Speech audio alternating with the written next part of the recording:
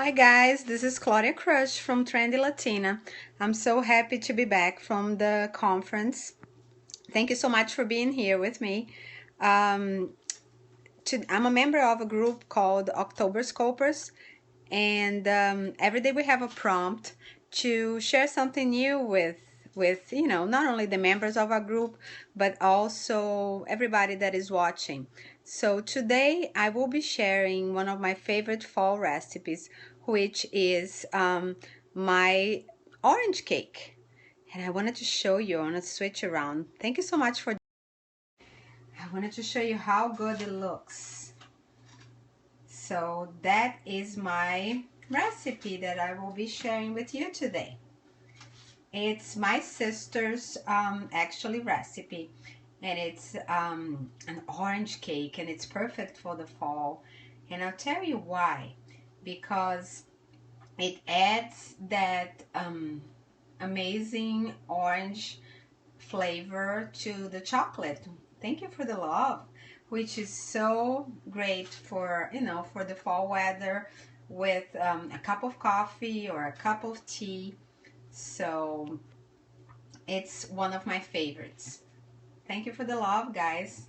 If you just joined us or if you're watching us on replay, this is Claudia from Trendy Latina, and as a part of September Scopers, I am sharing a fall recipe, which is my orange cake. But this is the secret of the orange cake. The secret is actually what I have on top. It's a chocolate icing, and it's a chocolate icing. You need a slice? Oh, thank you. Thank you. I wish you were here. I could give you a slice. So the icing, I wanted to show it to you guys because I just made it. Let me switch the camera. It's called Brigadeiro, and it's made with 1 can of condensed milk, and it's a little bit thick right now, but it was very soft when I just poured on the cake. I just made this cake. So it's 1 can of condensed milk, 2 tablespoons of butter, and the 2 tablespoons of any chocolate powder that you have. I used the Hershey one. So you pour that on top of the cake. And the cake recipe, I actually did not make a box cake, so the cake recipe is a little bit longer. We use orange juice and flour and baking powder and a couple other things. I will be sharing that later on the blog later this week, and I'll just chime in and tell you guys when it's on the blog. But I make this cake every fall with my for my family, and it's like a tradition because it came from my sister, and she started making it, and we started actually passing down through the whole family. Do you guys have like a recipe that or something special that you do in the fall? Anything special that you like to make or that you like to do when your family says, wow, this screams like fall? Thank you, Heather. Thank you for the love. I really appreciate it. Do you guys have anything like that you say, oh, I like making this in the fall? I have a couple other dishes that chili. Oh yes, absolutely. Chili is so fall. You're so right. And I make different types of chili. I make turkey chili, and I make a blend, which maybe I'll share a recipe another day. It's the ground beef and the ground sausage, and I mix the ground beef with the ground sausage and spices and just let it simmer on the slow cooker, and it's so good. Yum. Yes. And it has that sausage flavor mixed with the ground beef. It's a different chili, but and I don't put the beans on this one. It's just all the flavors from the meats. I think it's enough. I make another one with the ground beef and the beans, and I make just a simple one with the turkey as well, which is, I love it, and I put crushed tomatoes in it and the spices, and it's really good. Another fall recipe that I really love, and I'm going to share with you guys another day, it's my shrimp cake recipe, which has a base, a crust, you add shrimp and cheese and a couple other ingredients to give that creamy sauce. And you close that as if you were closing a pot pie, and you bake it in the oven. It's also my mom's recipe, and it's one of my favorite. We call it empadão, which is a Brazilian recipe, you know, but I just call shrimp cake so everybody kind of understand what, you know, what we're making. So I wanted to share. Thank you for joining us.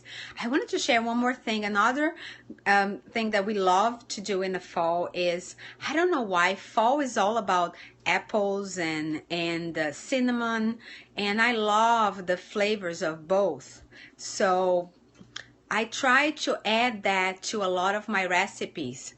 So sometimes I just grab wheat toast and I cut some slices of apple. I drizzle with honey.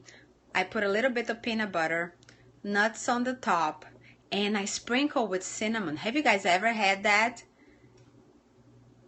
Hi. Have you guys ever had that? It's so good. It's delicious. Baked apples are great too, And some people, I've seen some recipes on Pinterest. They bake the apple, and then after they bake the apple, they put caramel inside.